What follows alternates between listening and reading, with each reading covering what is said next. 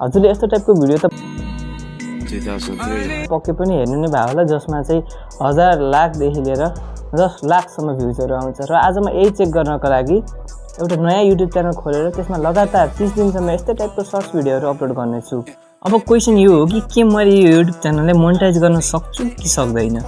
र मैले यसमा एक दुईवटा गोल पनि राखेको छु, जुन चाहिँ एकदम मेरो लागि क्लियर छ, जुन चाहिँ हो 1000 सब्सक्राइबर कम्प्लिट गर्ने र एटलिस्ट 1 मिलियन भ्युज चाहिँ गेन गर्ने हो।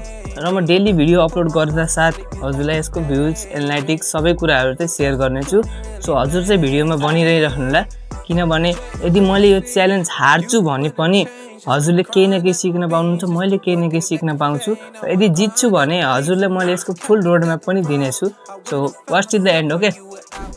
सो यो चाहिँ हाम्रो फर्स्ट विकको एनालाइटिक्स हो र यसमा चाहिँ हाम्रो जम्मा 5 सब्सक्राइबर गेन भएको छ र अहिलेसम्म हामीले 6 वटा भिडियो अपलोड गरिसकेका छौँ।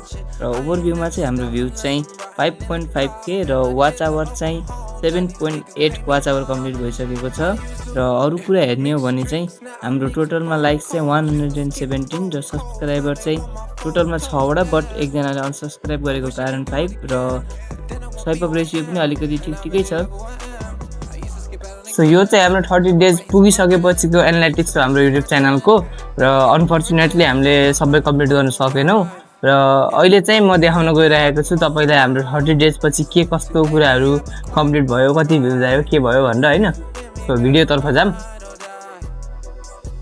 सो हाम्रो 30 डेजमा चाहिँ टोटल ओभरभ्यूमा 25,900 भ्युज आएको रहेछ। र त्यसपछि चाहिँ 34.8 वाच आवर पुगिसकेको छ। र सब्सक्राइबर भन्ने हो भने चाहिँ जम्मा 17, विच इज भेरी लो भन्ने कि धेरै भन्ने, अब यति चाँडै नै गोरो भएको छ, बट म त्यति राम्रोसँग टाइम दिन नपाएर पनि होला। र कन्टेन्टमा चाहिँ त्यही सिम्पली कन्टेन्टहरू, त्यही सिम्पल। अब एङ्गेज भ्युवरको कुरा गर्ने हो भने 10.8K भ्युज आएको छ एङ्गेज भ्युवर्समा। र लाइक्स चाहिँ 7,309 लाइक्स 739 लाइक्स आएको छ। र टोटल सब्सक्राइबर गेन चाहिँ 21 भएको छ, बट अब धेरै अनसब्सक्राइब गर्नुभएको हुनाले त्यो चाहिँ कम्प्लिट हुन सकेन।